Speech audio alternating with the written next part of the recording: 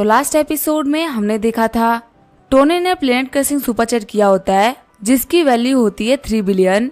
इतना बड़ा अमाउंट देके पूरी दुनिया शॉक्ड हो गई होती है। वांग टोनी से बोल रही होती है, ब्रदर आपने इतने सारे पैसे वेस्ट क्यों कर दिए। टोनी बोल रहा होता है, मैंने वेस्ट कुछ भी नहीं किया है, बस मैंने अपने लेफ्ट हैंड से अपने राइट हैंड में पैसा दिया है। वांग बोल रही होती है, आप मुझे और कुछ मत भेजना क्योंकि मेरा वीडियो ब्लॉक हो रहा है। सीन चेंज होता है, हम देखते हैं सेंसुई को जो कि जाकू को बता रही होती है टोनी ने यहाँ पे 3 बिलियन खर्च किए हैं, लेकिन एक तरीके से उसने अपना पैसा लेफ्ट हैंड से राइट हैंड में दिया है। यहाँ पे ली फैमिली वगैरह के खिलाफ प्लान कर रहे थे जिन्होंने इनकी बेइज्जती करवाई थी, पर इतने सारे पैसों के साथ में समझ में आ गया कि इनके पास में बहुत सारा पैसा है, लेकिन असल में इन्होंने पैसा खर्च भी नहीं किया और अपने घर पे पैसा रख लिया। और जो रूमर फैला है कि टोनी स्टार्क फाइनेंशियली कमजोर है वही पूरी तरीके से खत्म हो जाएगा। वहीं जाओ भाई बोल रहा होता है मिस्टर स्टार्क ने 3 बिलियन खर्च किए हैं। जो टैंक इतना फुदक फुदक के बोल रहा था उसने तो मेरे पैंट में ही सुसु कर दी होगी। झाउटियान बोल रहा होता है कि मैंने कहा था ना कि मिस्टर स्टार्क मेरे भाई जैसे है, वो क्या कर सकते हैं, मुझे इसके बारे में सब कुछ पता है। वही झाउटियान सोच रहा होता है मैंने तो बस तुक्का मारा था। तभी जाओ भाई बोलते है कि सभी लोग ग्रुप में फिर से वापस आ गए और चैट करना स्टार्ट कर दिया। पहला बंदा बोल रहा होता है मिस्टर स्टार्क ने अश्लीलtv.com पे रातों रात 3 बिलियन खर्च कर दिए। उन्होंने एक झटके में इतना खर्च कर दिया जितना कि मेरी फैमिली की नेटवर्क तक नहीं है। दूसरा वाला बंदा बोल रहा होता है तो काफी अच्छी बात है कि मैंने ये ग्रुप नहीं छोड़ा था, जिन लोगों ने इसको छोड़ दिया वो काफी रिग्रेट कर रहे होंगे। तीसरा बंदा बोल रहा होता है मैंने सुना है कि मिस्टर स्टार्क और ली फैमिली के बीच में जो पंगा चल रहा था वो भी खत्म हो चुका है। तीसरा बंदा मैसेज कर रहा होता है कि मिस्टर स्टार्क और लिन फैमिली दोनों के पास में रियल एस्टेट कंपनीज है। मिस्टर स्टार्क के पास में फेटिया रियल एस्टेट है, वहीं लिन फैमिली के पास में स्क्रैप रियल एस्टेट है। इन दोनों ने बहुत सारी जमीनों को एक्वायर किया है जिनकी वजह से जितने भी टाइकून है वो काफी ज्यादा दिक्कत में आ चुके हैं। जाओ भाई खुश होते हुए बोल रहा होता है मिस्टर स्टार्क तो बहुत ही कमाल के है। यहाँ पे मिस्टर स्टार्क के खिलाफ सियोल के 4 से ज्यादा पावरफुल फोर्सेस थी जो कि थी सॉफ्ट बैंक, अम्ब्रेला कॉर्पोरेशन, ली फैमिली और लिन फैमिली। ये सभी बिलियंस ऑफ डॉलर की वर्थ रखते हैं और इन लोगों का कंबाइंड नेटवर्क 300 बिलियन से भी ज्यादा का है। लेकिन इतनी पावरफुल 4 फोर्सेस के सामने मिस्टर स्टार्क ने अकेले सब कुछ पलट के रख दिया। अगर हमारे सामने इनमें से कोई एक भी आ जाएगा तो हमें बर्बाद कर सकता है, लेकिन ये 4 बड़ी फैमिली मिस्टर स्टार्क का कुछ भी नहीं बिगाड़ पाई। यहाँ तक कि एक झटके मिस्टर स्टार्क ने इन लोगों के प्लान को डिस्ट्रॉय कर दिया। सच में मिस्टर स्टार्क एक एम्परर है जिनके ऊपर कोई नहीं हो सकता।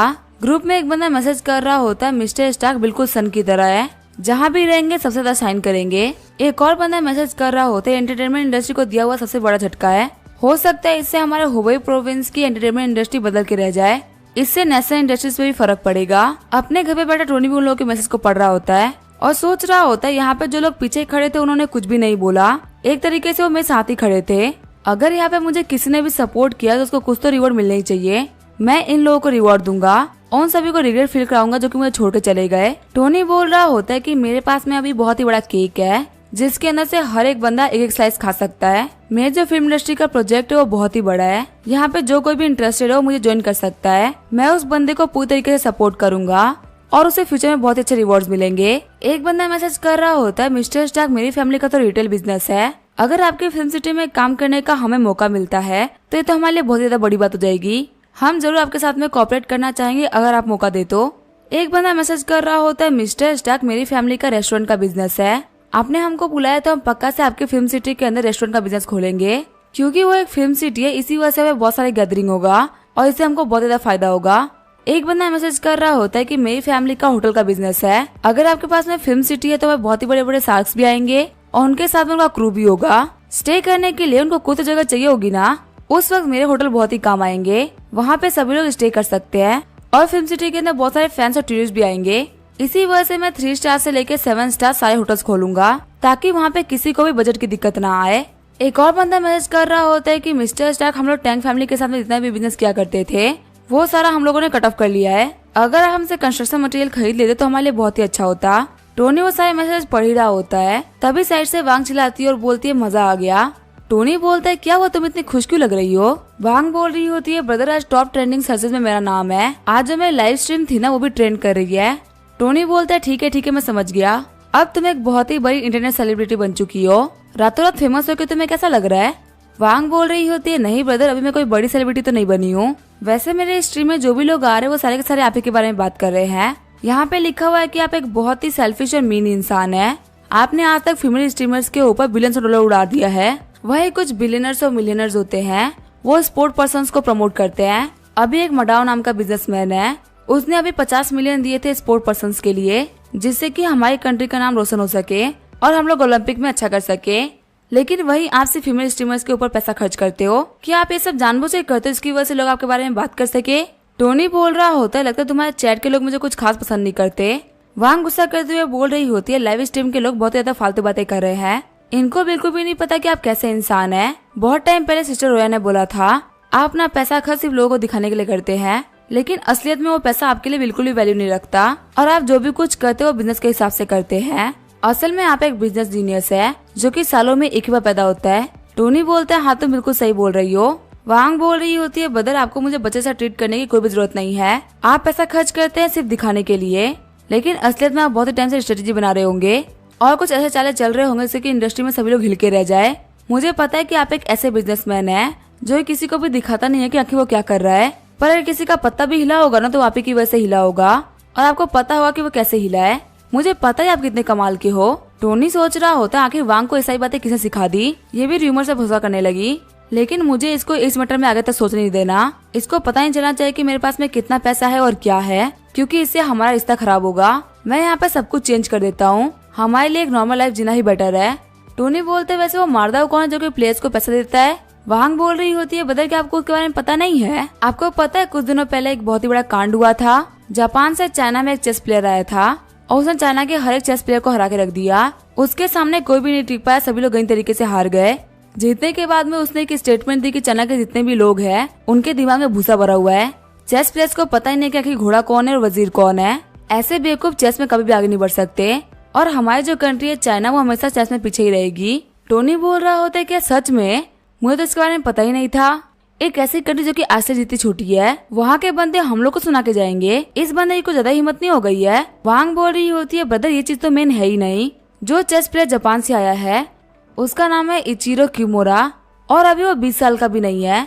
उसने जापानीज चेस मास्टर सातोगो के अंडर में ट्रेनिंग ली है। उसका वो पहला चेस मैच हुआ था, वो हुआ था चाइनीज प्लेयर ली झोरुंग के साथ में, लेकिन कुछ दौर टकराने के बाद ही ली झोंगनुंग हार गए। यहाँ तक कि वो इतना शॉक्ड हो गए थे कि उनको खून की उल्टी तक हो गई थी।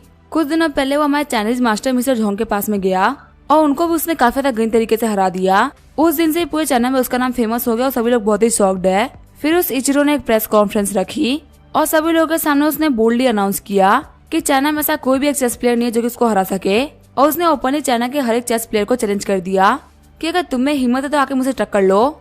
टोनी सोच रहा होता है, अच्छा इसी वजह से माधव इतना गुस्सा हो गया है। वांग बोल रही होती है, बदल आपको पता है उस इचिरो के वर्ड्स की वजह से शायद टाइकून्स बहुत ही गुस्सा है और अभी जो टाइकून्स है वो चेस प्लेयर को बहुत ज्यादा हाई प्राइस दे रहे हैं। इचिरो को हराने वाले को 200 मिलियन तक का रिवॉर्ड मिल सकता है। ब्रो क्या आप भी लोगों को रिवॉर्ड ऑफर करोगे? टोनी बोल रहा होता है, हर बार हम रिवॉर्ड दे जरूरी नहीं है, कभी कभी रिवॉर्ड कलेक्ट करना भी जरूरी है। शॉक्ड होते हुए वांग बोल रही होती है, क्या आप उस इचिरो को हराएंगे और फिर आप ही रिवॉर्ड लेंगे? ब्रदर कहीं आप मजाक तो नहीं कर रहे ना? टोनी बोल रहा होता है, मैं बिल्कुल सीरियस हूँ और मैं उस इचिरो से पंगा लेने वाला हूँ। टोनी सोच रहा होता है, चाइनीज चेस के अंदर मेरी मास्टरी है और अगर मुझे जरूरत पड़ी तो मैं थोड़ा सा लेवल और अप कर सकता हूँ। यहाँ पे लोग बहुत ही शानदार रिवॉर्ड दे रहे हैं तो यहाँ पे मेरी पर्सनल नेटवर्क थोड़ी सी बढ़ सकती है। वांग सोच रही होती है, मेरे भाई चेस कंपटीशन में कम्पीट करने के लिए जा रहे हैं, वो भी इचिरो ऐसे मास्टर के खिलाफ जिसने की बहुत सारे बंदों को हरा रखा है, लेकिन मैंने तो कभी ब्रदर को चेस खेलते हुए नहीं देखा। आखिर उन्होंने इतने अच्छे लेवल पे चेस कब सीख ली कि अब वो एक मास्टर को टक्कर देने जा रहे हैं? वांग बोल रही होती है, ब्रदर चेस गेम एक बहुत ज्यादा डिफिकल्ट गेम है, रातों रात आप इसको बिल्कुल भी नहीं सीख सकते। प्लस में इस गेम में बहुत सारा टाइम भी लगता है और बहुत सारा एफर्ट भी लगता है। बिना किसी मास्टर के गाइडेंस के आप इसको बिल्कुल भी नहीं खेल सकते। प्लस में आपके पास में इतने सारे बिजनेसेस है तो आप तो उसी में बिजी रहते हैं, आपको ये नहीं करना चाहिए। टोनी बोल रहा होता है, तुम्हें मुझे देख के ऐसा कब लगता है कि मैं दिन में बिजी रहता हूँ? वांग भी सोच रही होती है, हाँ ब्रदर हमेशा रहते तो घर पे ही है और कुछ भी नहीं करते, दिन भर तो ये आराम करते रहते हैं, देख के तो लगता नहीं कि बिलियनर है। रात को भी ये कोक पीते पीते गेम खेल रहे होते हैं, दोपहर में ये घर पे फॉर्मूला 1 कार को चलाते हुए मजे कर रहे होते हैं। इतनी लग्जरी लाइफ स्टाइल को मैनेज करना वो भी एक बिलियनर होते हुए, ये सिर्फ एक ही चीज से पॉसिबल हो सकता है, ब्रदर की जो टाइम मैनेजमेंट स्किल है वो हेवनली है। वो यहाँ पे इतना सारा काम करने के बावजूद भी मजे कर लेते हैं। सच में मेरे भाई ही है ना, क्योंकि हमारे स्किल्स में तो बहुत ही अंतर है। वही वांग को देखते हुए टोनी सोच रहा होता है, क्या ये बहुत ज्यादा परेशान हो चुकी है, आखिर ऐसे भी हो क्यों कर रही है? थोड़ी देर बाद में हम देखते हैं वांग ने अपनी लाइव स्ट्रीम को चालू कर दिया होता है। वांग बोल रही होती है, आज हम सभी लोग लाइव स्ट्रीम के अंदर होमवर्क करेंगे। वैसे आप लोगों का शुक्रिया मुझे इतना सपोर्ट करने के लिए। कमेंट में सारे लोग लिख रहे होते हैं कि क्या ये होमवर्क कर रही है? पर ये लाइव स्ट्रीम में होमवर्क क्यों कर रही है? वही एक बंदा लिख रहा होता है कि मैंने लाइव स्ट्रीम के अंदर एक बहुत ही अच्छी लड़की को देखा, पर मैं उसको छोड़ गया सिर्फ इसका होमवर्क देखने के लिए। पर इसको होमवर्क करते हुए देख के भी बहुत अच्छा लग रहा है। सीन चेंज होता है, हम देखते हैं टोनी को जब एक गेम डाउनलोड कर रहा होता है। टोनी बोल रहा होता है यही वो प्लेटफॉर्म है जिसके ऊपर चाइनीज चेस प्लेयर एक दूसरे को कम्पीट करना पसंद करते हैं। ये मुझसे नाम पूछ रहा है, आखिर मुझे क्या नाम रखना चाहिए? एक काम करता हूँ, मैं अपना नाम रख देता हूँ आयरन मैन। फिर टोनी गेम के अंदर लॉगिन कर गया होता है। टोनी बोल रहा होता है मेरे पास में चेस की टॉप स्किल्स है, मुझे देखना आखिर मेरा ओपोनेंट कौन है। पहला मैच होता है आयरन मैन वर्सेस छिले हुए लहसन। टोनी बोल रहा होता है छिले हुए लहसन, ये तो काफी इंटरेस्टिंग नाम है। आधे घंटे के अंदर हम देखते हैं टोनी पहला मैच जीत गया होता है। टोनी बोल रहा होता है मुझे यहाँ पे जीतने में बहुत सारा टाइम लग गया, चलो ठीक है मैं लगातार 10 मैच जीतूंगा जिससे कि मुझे काफी ज्यादा मजा आए। फिर टोनी सबसे पहले हराता है सस्ते जोकर को, फिर हराता है पुसी कैट को, तीसरा हराता है झटका मास्टर को, चौथा हराता है असली लौंडे को, फिर हराता है मासूम लड़की को, फिर हार्ड बॉय को, उसके बाद 2 दीवाने आशिक को और फाइनली चदारी मुर्गी को। हम देखते हैं टोनी को ये करने में 6:30 बज गए होते हैं। टोनी बोल रहा होता है मैं लगातार 30 गेम जीत चुका हूँ, लेकिन अभी तक मैं गेम्स में सिर्फ 5th लेवल पहुंचा हूँ, वो भी 100% विन रेशियो के साथ में। इस गेम्स की जो रिक्वायरमेंट्स है वो बहुत ही स्ट्रिक्ट है। इस तरीके से पूरे रात भर खेलने के बावजूद भी मैं सिर्फ 9th लेवल पहुंच पाऊंगा। अगर मैं अपनी मेंटल स्किल को 10% से बढ़ा देता हूँ तो मैं जल्दी जल्दी गेम खत्म कर पाऊंगा। काफी देर तक खेलने के बाद में टोनी बोल रहा होता है आखिर मुझे कब चांस मिलेगा कि मैं इचिरो को हरा पाऊंगा। सीन चेंज होता है, हमें इचिरो के घर का सीन दिखा जाता है। इचिरो बोल रहा होता है समझदार वही होता है जो कि करंट की सिचुएशन को समझे। हम देखते हैं इचिरो के प्लेयर का नाम होता है लॉकी। इचिरो सोच रहा होता है अपने कुछ पीसेस को सेक्रीफाइस कर अपने सामने वाले बंदे को हरा देना है, बहुत ज्यादा इंटेलिजेंस वाला काम होता है। आज मैं दिन में बैठ के गेम खेल रहा था और मैं लगातार 20 बार जीत चुका हूँ। मैं इचिरो किमोरा हूँ, मुझको कोई भी नहीं हरा सकता। देख के लग रहा है कि चेन्नई में मुझे कोई भी नहीं हरा पाएगा। चलो देखते हैं नेक्स्ट गेम के लिए कौन अपोनेंट सही रहेगा। तभी उसकी नजर जाती है आयरन मैन पे। इचिरो बोल रहा होता है आखिर इस नए प्लेयर की हिम्मत कैसे मुझे चैलेंज करने की, मैं तो उसको हरा के रहूंगा। तभी टोनी को नोटिफिकेशन आती है कि आपको किसी ने चैलेंज किया है। टोनी बोल रहा होता है क्या इस बंदे का नाम है लॉकी? बंदे ने कितना अजीब सा नाम रखा है, क्या ये अभी भी अपने हाई स्कूल में जी रहा है क्या? टोनी बोल रहा होता है ये बंदा लगातार 20 गेम जीत चुका है और इसके पास में 100% विन रेशियो है। वही इचिरो बोल रहा होता है आयरन मैन ये तो 5th लेवल का प्लेयर है और ये लगातार 30 गेम जीत चुका है, वो भी 100% रेशियो के साथ में। फिर Iron Man versus Loki match start हो जाता है, वो दोनों ही अपनी चाल चल रहे होते हैं। टोनी बोल रहा होता है ये बंदा लॉकी तो बहुत ही समझदार है, ये हर एक चाल काफी सोच समझ कर चल रहा है और इसने मेरे लिए बहुत सारे टेस्ट बिछा दिए हैं गेम्स के अंदर। पहले एक मास्टर हुआ करते थे जिनका नाम था हेवनली डीमन ट्रांसफॉर्मेशन। इसके तो खेलने का तरीका बिल्कुल ही वैसा है।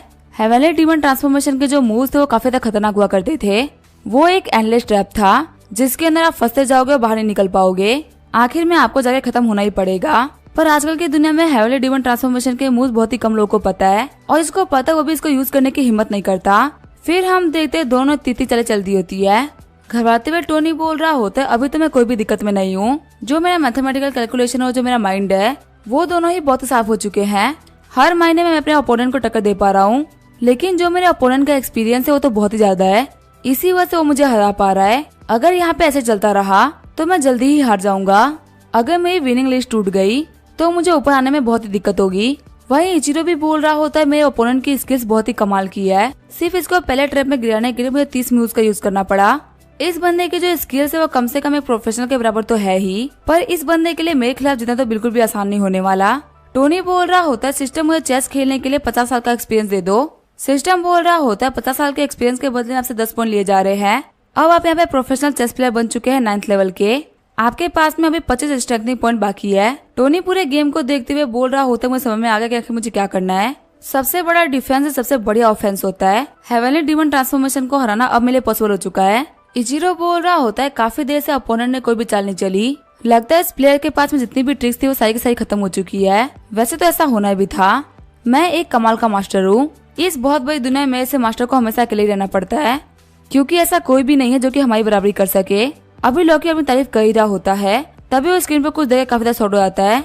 लॉकी बोल रहा होता है आखिर ये कैसे हो सकता है, ये जो बंदा है आयरन मैन ये पूरे के पूरे चेस बोर्ड में फैल चुका है, ऐसा लग रहा है कि बिना किसी स्ट्रेटेजी के खेल रहा है। वैसे ये तो होना ही था क्योंकि इसने हार मान ली होगी। टोनी बोल रहा होता है मैं भी अपने हेवनली डीमन ट्रांसफॉर्मेशन को यूज कर रहा हूँ, इसका यूज करते हुए पहले मैं इसको घेरूंगा फिर इसके बाद में इसको खत्म करूंगा। टोनी की टेक्निक को देखते हुए इचिरो बोल रहा होता है ये सारे ट्रिक्स तो मेरे ही है, इस बंदे ने हेवनली ट्रांसफॉर्मेशन मूव्स को यूज करते हुए मुझे पूरी तरीके से घेर लिया है। लेकिन ये तो बिल्कुल इम्पॉसिबल है। आखिर इसको मेरे मूव्स के बारे में पता कैसे चला कि मैं क्या यूज कर रहा हूँ, और इसको मेरी ही हेवनली डिमोन ट्रांसफॉर्मेशन मिली कहाँ से। इस बंदे की जो चेस स्किल है वो तो कमाल की है।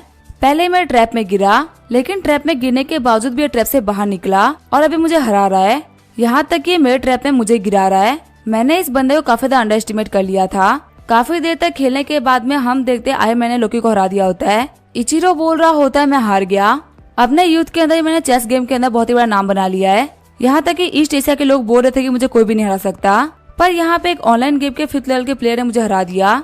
और सबसे बड़ी बात तो ये है कि उसने मेरे ही मूव्स को यूज करते मुझे हरा दिया। मैं समझ गया आखिर मैं क्यों हारा हूँ। मैं प्रिपेयर नहीं था, मैं प्रिपेयर हो चुका हूँ। वही हम देते टोनी को जो कि बोल रहा होता है फाइनली सब खत्म हुआ। मुझे खेलते हुए 12 घंटे हो चुके हैं, क्योंकि सुबह के 10 से अभी 10 बज गए। क्या मुझे एक और गेम खेलना चाहिए? तभी टोनी को गेम एक प्राइवेट मैसेज आता है। टोनी बोल रहा होता है आखिर ये मैसेज कौन कर सकता है।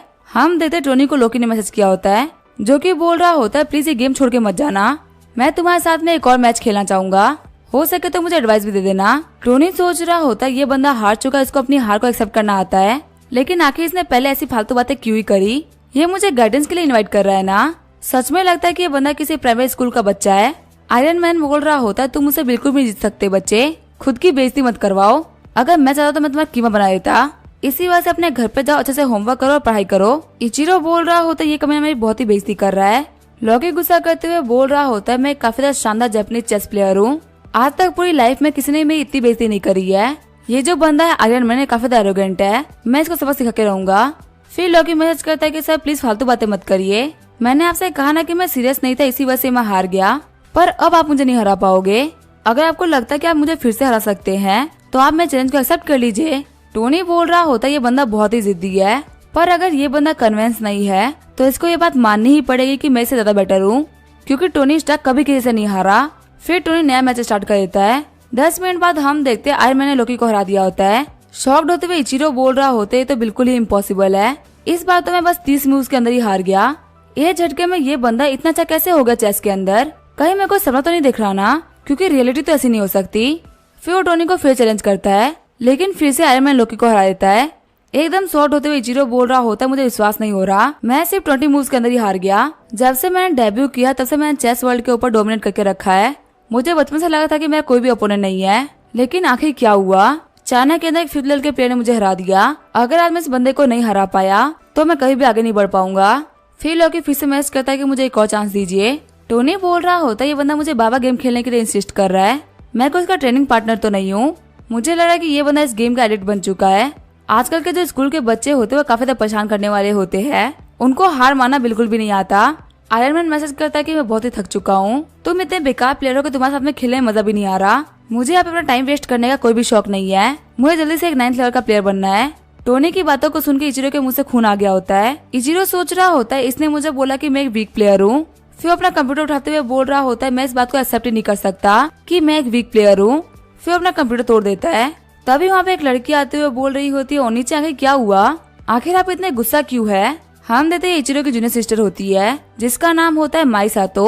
इचिरो बोल रहा होता है मैं एक आयरन मैन नाम के बंदे से हार गया, मुझे माफ करना, मैं बहुत ही गुस्सा हो गया था, लेकिन आखिर मैं क्या करूँ, मैं लाइफ में पहली बार हारा हूँ। माई बोल रही होती है बता जितना हारना तो गेम का पार्ट होता है, स्पेशली ऑनलाइन मैचेस में। और क्या आप इस बात को लेकर कंफर्म है कि जो सामने वाला बंदा था वो चीटिंग नहीं कर रहा था, हो सकता है वो किसी ट्रिक का यूज करते हुए चीट कर रहा हो। इचिरो बोल रहा होता है क्या चीटिंग।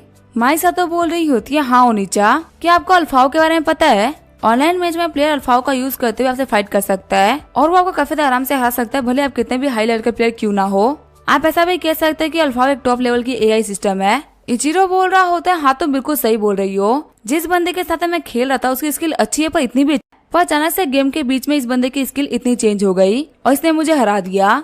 माई बोल रही होती है आपने कुछ टाइम पहले ही झांग यूजी को हराया है, जिसकी वजह से चाइनीज चेस वर्ल्ड में तबाही मच चुकी है। अभी एक चाइनीज बिजनेसमैन है जो कि $100 बिलियन का रिवॉर्ड दे रहा है आपको हराने के लिए। मुझे नहीं लगता कि आपको छोटे मोटे ट्रिक से परेशान होना चाहिए, अभी हम लोगों को बहुत ही आगे बढ़ना है और ये ट्रिक्स हम लोगों को पे छोड़ देगी। इचिरो बोल रहा होता है हाँ तुम बिल्कुल सही बोल रही हो, मैं कल से दिन में एक ही गेम एक्सेप्ट करूंगा और बाकी दिन भर बैठ के उस गेम के ऊपर स्टडी करूंगा और उसको रिव्यू करूंगा। माई बोल रही होती है अगर ऐसी बात है तो ओनीचन मैं आपके लिए अरेंजमेंट करा देती हूँ।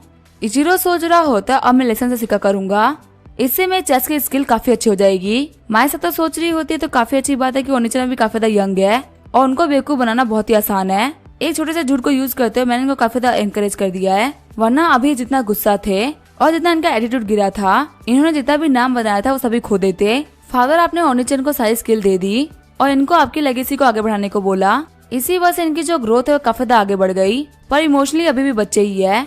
इमोशनली अपने स्किल की बराबरी नहीं कर सकते। और क्या सच में ये पॉसिबल हो सकता है कि कोई इचिरो को 30 से 40 मूव्स में हरा दे? ये काम तो मेरे फादर भी नहीं कर सकते थे। क्या इस वर्ल्ड में कोई इतना खतरनाक चेस प्लेयर भी एग्जिस्ट करता है? वही सीन चेंज होता है, हम देखते टोनी को जो कि बोल रहा होता है मैं रात भर गेम खेलता रहा, फिर मेरी जो स्किल है वो 7 साल तक ही पहुंची है। अगर मुझे इस इचिरो को चैलेंज करना है जो कि बहुत ही बड़ा प्रोडिजी है, मुझे प्रोफेशनल रैंक तक तो पहुंचना ही होगा, वरना मैं इसको चैलेंज नहीं कर पाऊंगा। देख के लगा कि मुझे 2 या 3 दिन लगेंगे 9th लेवल पहुंचने के लिए।